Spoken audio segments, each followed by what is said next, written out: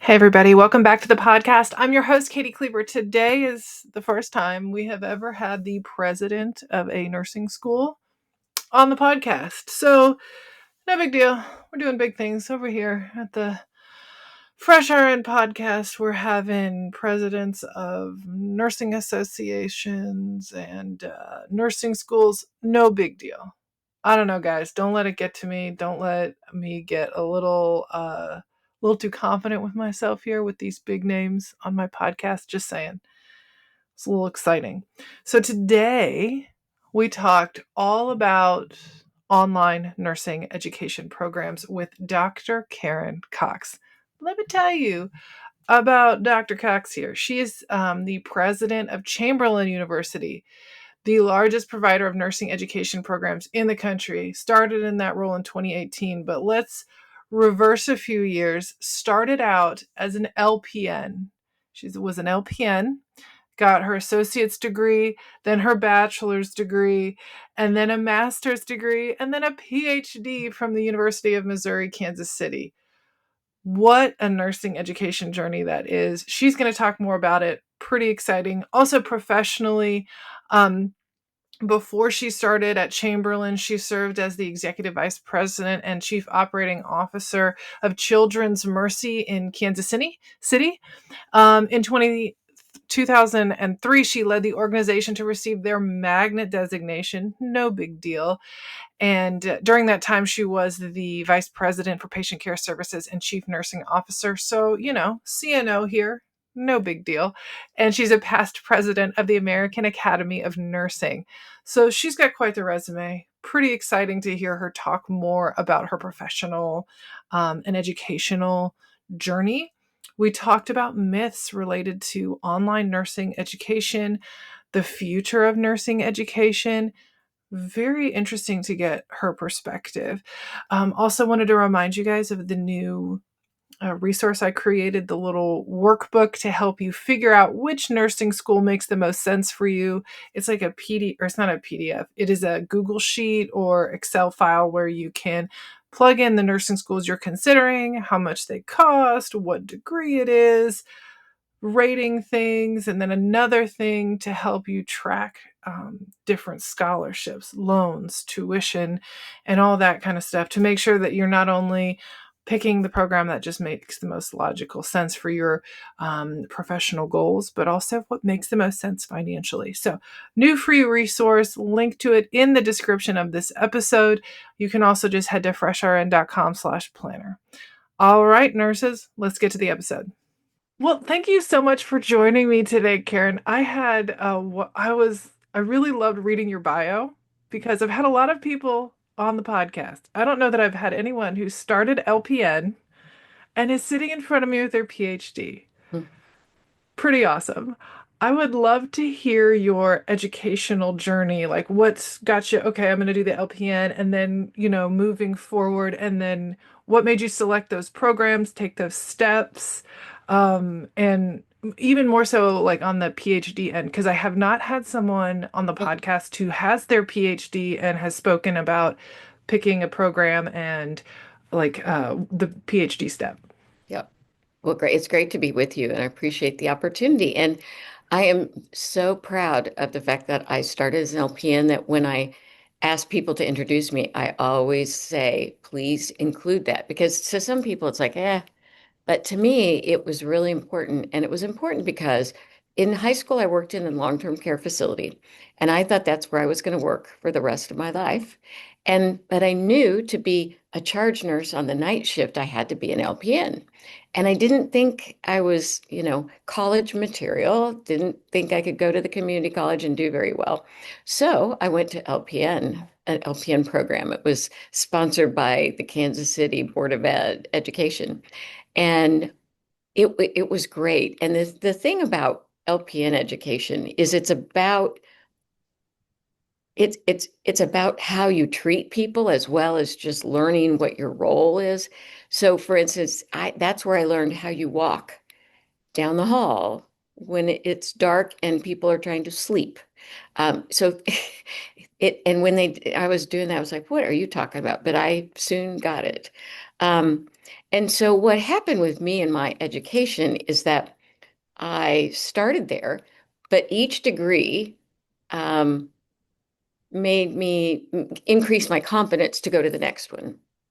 So, and there's a little story to one of the degrees that relates to this topic. I'll save that, but um, I just saw that I wanted the next opportunity, and with that same journey, I also had the same journey of my leadership um, journey as well. So, I got through my associate degree and realized I was going to have a BSN if I was going to be a manager of an inpatient unit. So I Mhm. did that. And then I realized the next level, I had to have a master's degree. And then, and the PhD, though, there wasn't the DNP at the time. It was just being talked about. Okay. And I wonder to myself, um, would I have chosen the DNP because I'm not in at the time I was in practice, but I don't think so because I think having that terminal research degree gives you a certain credibility, certainly in the academic world, but especially, believe it or not, with physicians. So they Oh. see the PhD because what they have is a clinical doctorate, like a DNP. Mhm. It's a clinical doctorate. And Mhm. so, and I did my dissertation on nurses in the work environment. And I really loved doing it. So I did learn a lot. It was a grind. I did it in 3 years. Uh, Whoa. yeah, while I was working. Wow. Yeah. Um, uh, Part of why I could do that in 3 years is my research was on nurses, not patients. And there's a whole different level of Hmm. protections with patients, and it just takes longer. But it was tough. But you go into these things and you think, oh, what else? What can I possibly, what are they going to tell me? I learned a lot. And I think that's true of every degree I've gone through. It's like, well, okay, let me do this. And you get a lot out of it. You also get out of it getting to know other people outside of your current realm of people you Hmm. work with.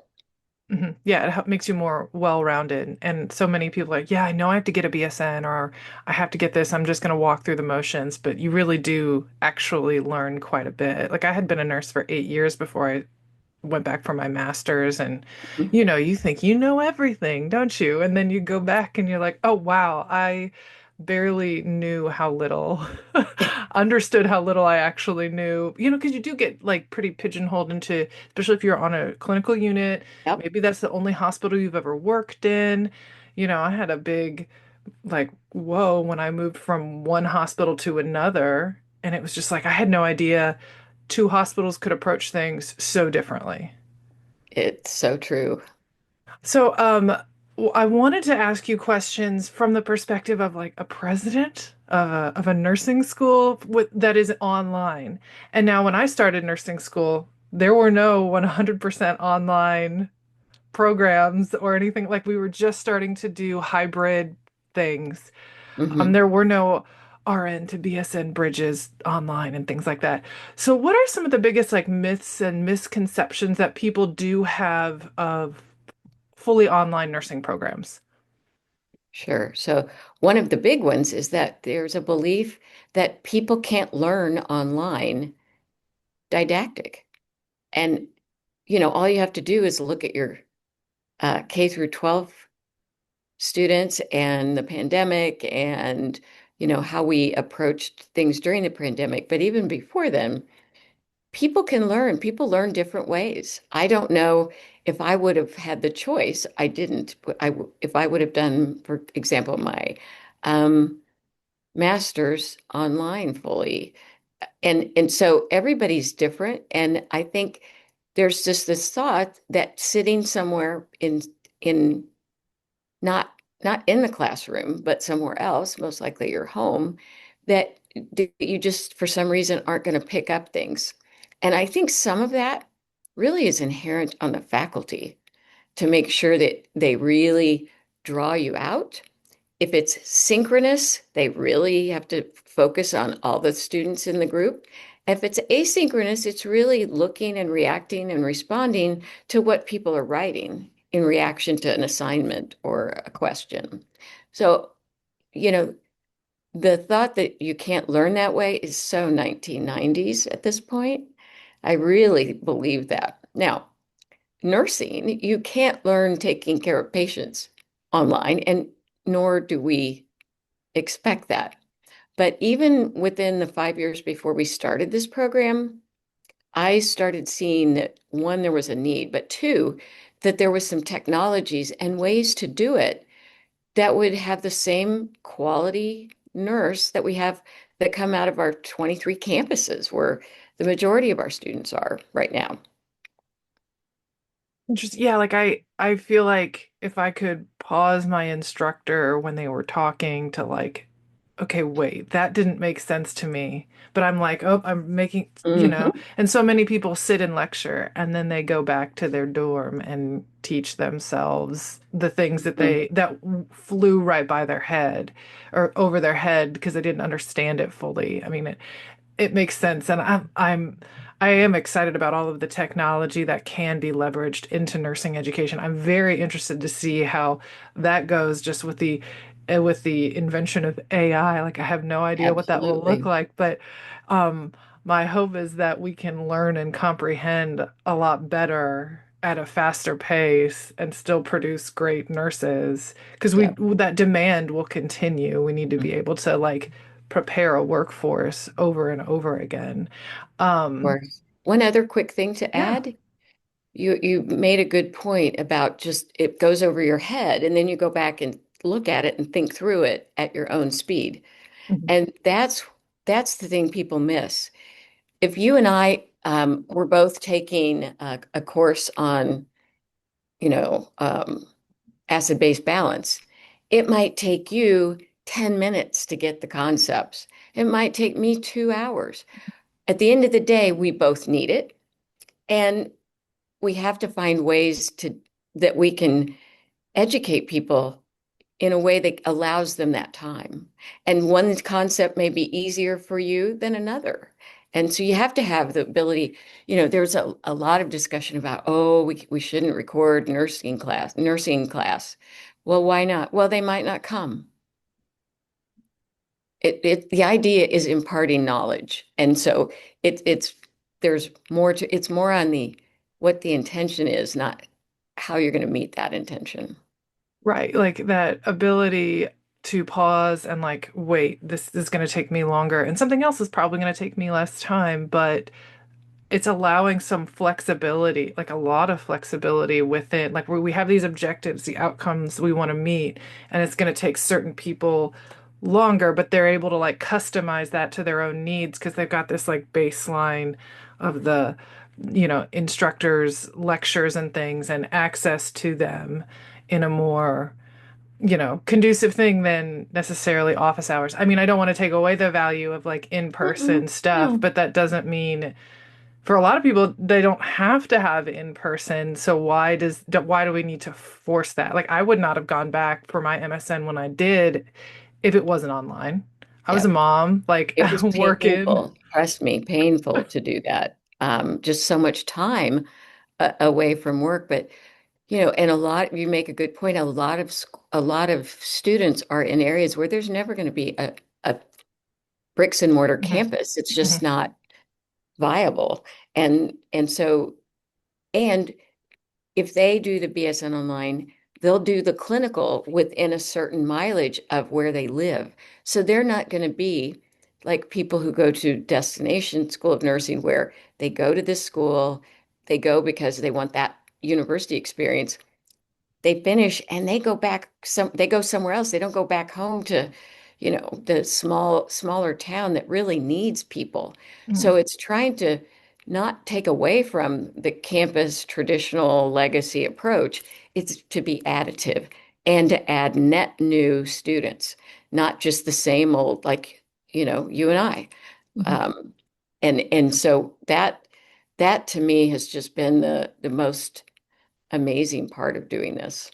Yeah, there's got to be something rewarding about like you're creating accessibility to programs and opportunities people wouldn't have because it's like I grew up in a university town where it actually had a brick and mortar or a couple brick and Mhm. mortar nursing schools, but there are a lot of people who don't go grow up near one, or when they are in the workforce and they have, life needs Yep. like kids, because a lot of people when Yep. they go back for a master's are at parent age, like they have Hmm. kids. So like being able to physically go to school like in person really limits the pool of people that are able to do that. So like opening up online options really allows so many more people just the to even consider it.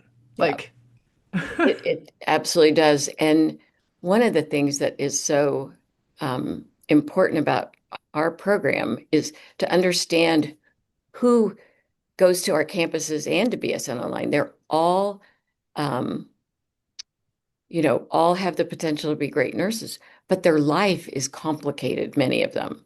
They already have kids. They work full time. I remember in nursing school, they told us you can't work mhm. except during the breaks. These people couldn't do it. They work, go to school, often first gen, and often have other responsibilities, and they're paying their own way. So it's a different approach that we take with our students. We say, you've got the capacity to do this, or we would not bring you in, and you've got to do the work, but we'll put our arms around you and understand that, something that would happen to you could just you could spiral out of the program, whereas somebody else would just be able to address it. And so we call that the social determinants of learning. There's Mm. actually an article we wrote in the NLN journal. If take a look at that, but it really focuses on the fact that, and by the way, they have the resilience that some students who've never had to work even, or certainly not been on their own, have. Just getting up every day is a proof of resilience. So it's a different population. Oh, that's incredible to be able to offer those opportunities and that support. And as time goes on, we need as many nurses as we can get. And I know part of the big shortage is lack of like educators, but now we're adapting our educational systems to technology and hopefully at some point meet demand, but that Hmm. who We'll knows see. how ever. I've been a nurse for a while, and we've certainly the pandemic has been the worst shortage, but wasn't the only one. They ebb and flow, and then when you think about, you know, these individuals are usually very excited, one, to be a nurse and at the bedside in direct care, and two, in their communities. So they're not always looking, they come to school with, they already have connections to the community. If they're at a campus, if they're BSN online, it's the same thing. And so it's doubly important, I think, to look at the profile and and really grow that pool of people that we um, um, have that are really the traditional student. So, what would you say to someone who was possibly like hesitant about starting an online nursing program? Maybe they're concerned it won't prepare them for the job market, or maybe they think, oh, it's not the same as traditional, and I have to be in the classroom for it to be competitive. Like, what would you say to someone who's in that boat? Well, the first thing I would say is that I feel better that you have a concern, because I don't want you just to float in and think that this would be necessarily easier or less rigorous, because it's the same curriculum. It's just delivered in a different way on a different time frames. And so I appreciate that. I would be concerned if you weren't asking those questions. But when you look into it, you'll see that if you're somebody who is motivated to learn asynchronously, so you're someone who doesn't have to come home and then go to a course from 6 to 9 in the evening in a place. You're someone who could come home, do a few things, and go sit down at your computer and do the coursework. Then that answers the question, because the technology's there. the teaching learning is there, and the outcomes already are tremendous. And the nurses that come from our programs are great, and they are welcomed. They pass the NCLEX. You get a BSN, you pass the NCLEX. Hospitals are looking then for fit into the organization and what area you want to work. So it now, if you are concerned that you just don't learn that way, or you're hesitant, I, you just need to ask more questions of the program. How are you going to help me with the technology piece? What does that look like? What do I have to be able to do to really make it through the program? But if you feel like you can get past that and have the motivation to keep moving, there's no reason to not consider it.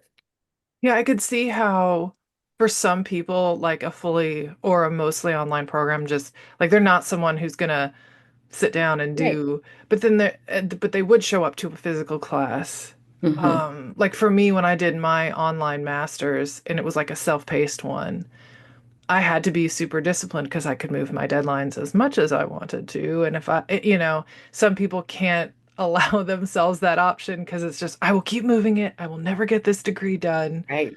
So it sounds like what it comes down to is a level of self-awareness of your Hmm. own learning needs and ability to like advocate or not advocate, be a ask good questions to potential Hmm. schools to see is this a good fit for me, and being honest with yourself whether or not something would be. Because one of the things I tell nurses who are thinking about programs is the program's only valuable to you if you actually complete it. That's right. So if you're going to like know that you're someone has to be in a classroom, but you sign up for an online thing, like, and a few semesters down, you're like, I'm not completing work and just give up on it. Now we have debt, no asset as a result of Right. it. What are we Not doing good. here? Yep. And we've had students who, the BSN online has to work for them because they work during the day, during the week, 5 days a week. Just think if you were, working as a med tech in a clinic. And so they have to figure out a different way. What we're trying to do at Chamberlain is basically a BSN your way. So both by location, modality. So for example, most of our campuses have a traditional, you come in, 3 days a week for class and then clinicals, depending on where you're at in the program. But we also have an evening weekend program on the campus. So you can come in, from 4 to 8 or 9 for classes and do your clinicals on the weekends and nights. So we're really trying to think through all the possible ways that we believe we can do it well. If we don't feel like we can do it to the same level as a traditional program on ground, we wouldn't do it. But I think our real hope is to be at a place where we can more seamlessly, people can move from place to place. One of the things that's been great is our campuses, some of them are located where there are um, uh, military bases. Oh, And so somebody's spouse is going to our program and they get transferred. And then we say, oh, we have a campus there. Or we say, we can transfer you to BSN Online. Let's talk about how we can help you through that. So for us, and we have about 15,000 BSN students. And so the scale that's is, a it's couple. just a couple. The scale, it's so impactful. We need to do it well, and we need to be as flexible as our scale can allow us to do, which, if you have a school of nursing with 400 students, there's some things that you just, even if you wanted to, don't have the wherewithal to do it. Yeah, so that brings me to my next question. When you're at such a big scale, how do you maintain things like your accredited? Like, I can only imagine how hard it is to do accreditation for that 400 people, Yep. one location, Yep. one state BON to worry about. And now, because I know you can't do, I'm pretty sure that like online BSN is not in every state, but it's in a lot. Like, how do you maintain an accreditation or like a standard at such a scale? Well, the scale allows us, this is a great question. The scale allows us to have what we call a support team that provides support to all the campuses in BSN Online, and that includes our regulatory team. You can only imagine it takes more than one person to oversee regulatory, because if you've seen one state board, you've seen one state board. They all have the mission of protecting the public. Right. The way they do it, both process and outcomes, is different. And so we have to be flexible, very flexible. And as you mentioned, we do have BSN Online in more than 30 states at some level.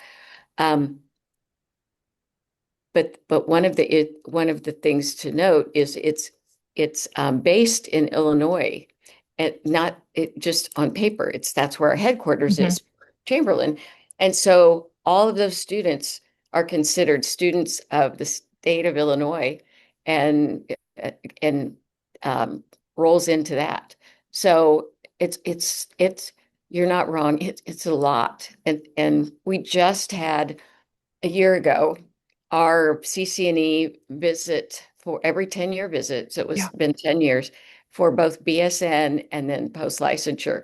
And we got 10 years more for reaccredited. So Wow. that made everyone feel good because it's not easy. Yeah. Oh, and I guess for our listeners, there is a difference between like the regulatory state Yes. Yeah. thing and then the accreditation. Like, Oh, yeah. um, yeah, and I have a podcast episode that it's like a shorter one that dives into the differentiation, but to function as a good nursing school, you have to have both, and they're Oh, just different things. So it is a yes. big deal to get accredited because that's a third party stamp of approval that you're meeting this certain threshold of educational standards for a nursing school. Yep. Have to have it. Hmm. Hmm. Not an option. Um, so what are some of the things you're most proud of when it comes to how Chamberlain grads are in the field? Do you have any like stories of someone who graduated from Chamberlain who's doing big things, or even not necessarily big things, but just landed a great job and is doing great things? Yep. Well, all of them, unless they don't want to work, are able to get jobs, and most often the jobs that they want in the areas they want, which hasn't always been true. There have been periods of time where you'd take a job in one area, hoping then you could transfer to Hmm. the other specialty when something's open. But what I'm most proud of is when I hear stories about the impact of Chamberlain nurses. And it's not so much the clinical, because we all have to be able to do clinicals and learn that. And it's expected. It's the empathy and compassion that they show to to their patients and families, and in a way that it's consistent. I mean, I yet to hear a story where somebody was not um, functioning, practicing in that way. And we make a point of that. We call it Chamberlain Care. They actually have a book about it. And it's not just a tagline. It's how we treat. We believe that if we treat faculty and colleagues, we treat each other well with care, and we treat students with care, we're role modeling that. And that sounds like, of course, everybody does that. Not so much. Not every school has an emphasis on that. And because of who we are, we have some research that we're doing, and we have a D&P program, but we don't exist to have to we our primary program is undergraduate. And oftentimes you'll know in schools, it's the bigger deal to be teaching the PhD students, not the BSN students. But if you stop and think about it, that's where you influence the most Yes. Hmm. every single time. So, so I'm proud to hear that. And I always like to say a lot of people are empathetic, but compassion is empathy in action Hmm. and doing something. And um, so a couple of things. I'm on the National Daisy Foundation board, and so I get access to a lot of the stories and some of the things. And we have a big Daisy program at Right. Chamberlain for both students and faculty. And there are stories about somebody just wants a hamburger at midnight. That's all they want. That's all they want. And they know they're getting good care. At least they expect it. They can't always know or judge it. But somebody who pays attention to things that they need, um, you know, I saw this vignette where a, a, a younger woman who had pretty big surgery, and she's frustrated. She goes, I just had major surgery and now I can't find my scrunchie. Oh. And so it's like, which was it that was the bigger deal? I mean, Yeah. the scrunchie just kind of put her over the edge. She knew that was happening, but Yeah. just make things work. So to me, that's what's really unique. And and again, um, a lot of our students have not had a lot of the advantages, and so are understand sometimes in a different way the importance of those smaller acts of kindness. Yeah, they can kind of connect with people in a different way, I think, in when they're working with them at the bedside, you know. And I don't know if you've had the pleasure of interviewing Mark and Bonnie Barnes from the Daisy Foundation. That I think you would love doing that. And we just did a video with them because we're their foundational education partner. And there's a reason. It's because of the caring approach that we have, that we see caring as just as important as learning to, access a central line. And and so I think doing that, you would see, we just had that interview and we'll be posting it on our website. Oh, also, I didn't know that they had educational. I knew it was like a magnet thing. And I years Yes, ago, I have quite a few nominations. Now I don't have an that's wonderful. actual Congratulations. Daisy. But you know what?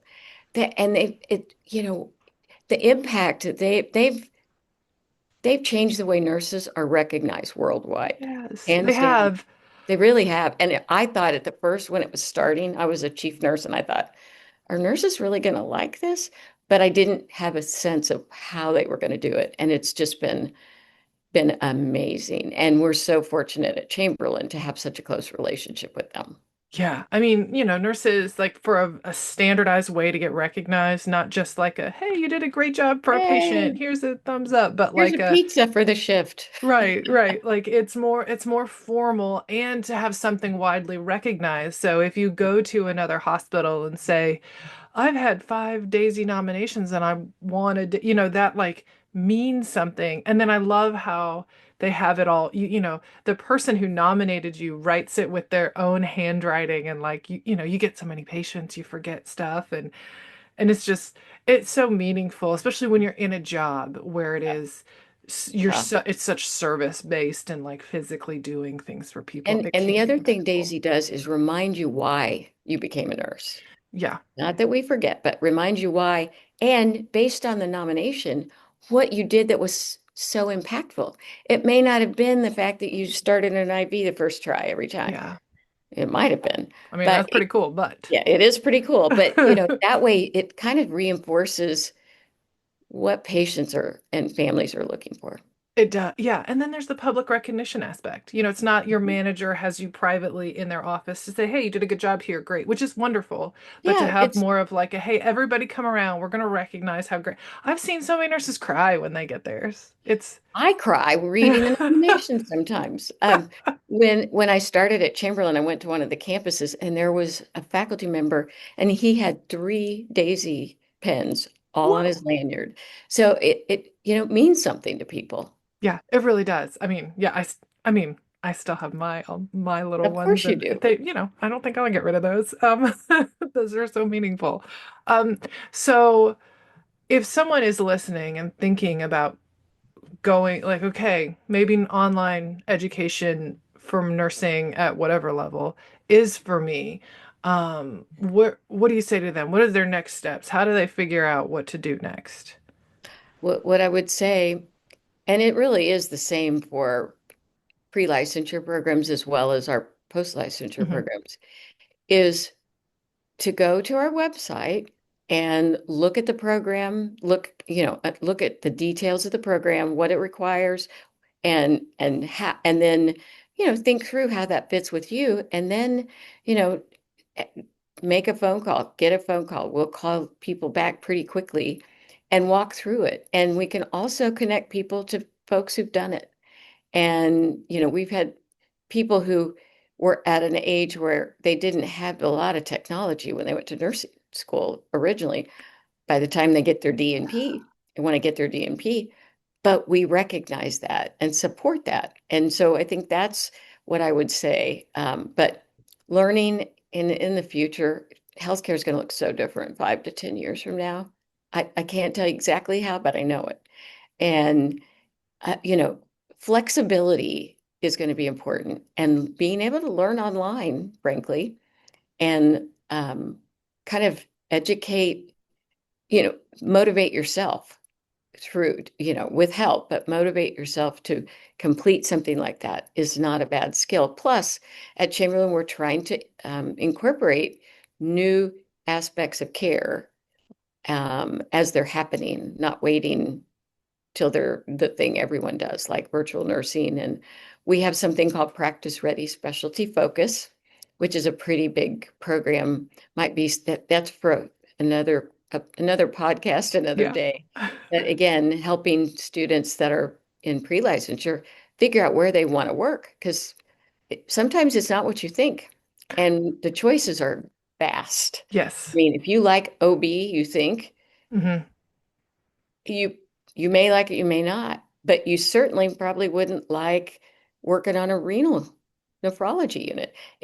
The choices are so broad, and if you don't have a clinical, and clinicals, are kind of happenstance, who gets what, when, and where. Yeah. Yeah. It feels like you just kind of in nursing school get your feet in the kiddie pool and Yep. then here now dive in the deep end. Well, certain units I feel are deeper than others, like, ICU as a new grad or like a transplant ICU versus like taking it a little bit slower, it's not or not quite as deep, I guess. Hmm. So my last question I like to ask all of my guests is if you could talk to the version of yourself that was starting that LPN program, and you could give her three pieces of advice, and she would listen to you. Now that's tricky. That is That is, tricky. what three pieces of advice would you give her? Or it doesn't have to be three, a few. So I would start with, don't be tempted to do it a different way. And what I mean by that is, I believe that a lot of my success is related to starting as an LPN and take every degree as I went. Hmm. And I, wouldn't trade that for the world. Um, then I couldn't do it. Now I could do it maybe, but I wouldn't change it because it taught me so much along the way. Um, People skills as well as the additional education, and that served me well. The second piece of advice would be, get some confidence already. And self-confidence is really interesting, especially in women. Hmm. But I really, by doing it that way, I did the journey because I didn't have the self-confidence. Now, what I'm saying is, even with self-confidence, it's a good path. Hmm. Um, and so, because of the learning and what you can relate to people differently than you might have otherwise. So, it would be, really, you need to have confidence in yourself, not fake confidence, but confidence in what you know. And I'll tell you, that's something I've struggled with my entire career, always kind of like, well, I don't know. And so I just think that's something unfortunately, younger women are doing better at that, but not great. And so it's really key for, Yeah, I'm with you there. I mean, that's one of the whole reasons I have my platform to support people. Like when I've asked at different intervals, hey, what's harder, the clinical skills or this confidence in yourself? And it's like 80/20. yeah, We of we course, just have we're not confident there's at all in something. ourselves. Yeah. Yeah. And I would also say, don't ever, I don't ever say this sentence, I'm just a nurse. Never. And and I believe that. I think that's something that No one's just a nurse. If anything, leaders are just leaders, but you're important because you take care of people. You do the real work of our profession. The rest of us are around to support you, and don't lose sight of that. One of the things I always do is introduce myself as a nurse first because I'm proud of it, and I don't want anyone to think I'm not, number one. And number two, I want them to know what kind of lens I look at the world through. Yeah, it definitely informs a lot. And I think it's a really important part of your like professional identity. Physicians would never on the longest day not introduce themselves as an MD. Never. That's right. That's a And good we're point. we're no different. We're as important. We just have different roles. And Mhm. so I just think it levels the playing field and it boosts your self-confidence. Yes, like if you say I'm just a nurse and don't, that really undermines, like you're almost working against yourself in your journey to develop confidence. Like you have That's to right. have a little self-respect and like hold your shoulders back. Like, yes, I am a nurse and that's a great thing. In That's my not like just opinion, a this thing. is what I think. Right. Not Yeah, I'm just a nurse, but this is what I think. right. Right. Well, Dr. Cox, thank you so much for your time Thank today. you. It's Yeah, been great. Been it's the been a highlight of my day. oh good, wonderful. Well, thank you so much for being on the podcast. My pleasure. Thank you. So, thanks, guys, so much for listening. I hope you enjoyed the conversation with Dr. Cox.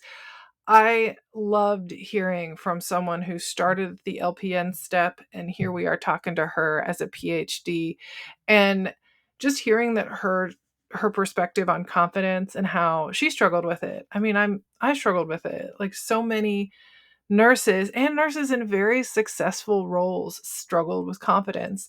So that doesn't make you this odd man out and thinking you're the only one. I mean, like I've said before, nurses have really great poker faces. So you can feel like you're the only one struggling with confidence when in reality, most of us are. So that was very humanizing and I think and empowering. So, and also just to remind you of that free resource we've now created for those of you figuring out what nursing school degree program is going to make the most sense for you.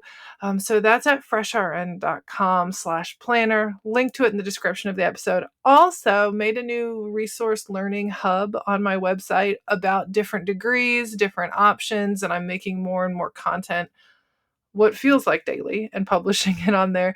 So head to freshrn.com/nursing-degrees. I will also put a link to that in the description of this video so you can check out different degree options. And I'm also excited. I think we're getting a partnership together with a whole bunch of financial resources like education on different kinds of loans and how to make sense of paying for nursing school so that you're not signing your life away to years of debt. And that's a two part thing. You got to pick like a reasonably priced school for your financial situation, and then you need to have a strategy to pay for it, and that means getting like good loans and things. So we're going to hopefully soon I'm going to be creating some content to help empower you that way too, so that you're making good decisions and you're not paying a massive loan payment in 30 years. We want to be smart when we go through that stuff. So to keep your eye out for that kind of stuff coming out. Making sure you're on my email list. You will find out first to there. That's where we send all our updates. And I'm going to start doing something called the Ivy Push. It's going to be a bi-monthly um, content update. Here's what's going on at Fresh RN because we're really, getting some good stuff out there. Lots of fun interviews coming up, and lots of blog posts and articles and resources. So get on my email list, please. Thank you very much. Subscribe, like, comment, all the things. Appreciate it. Love you guys. Thanks, and stay fresh.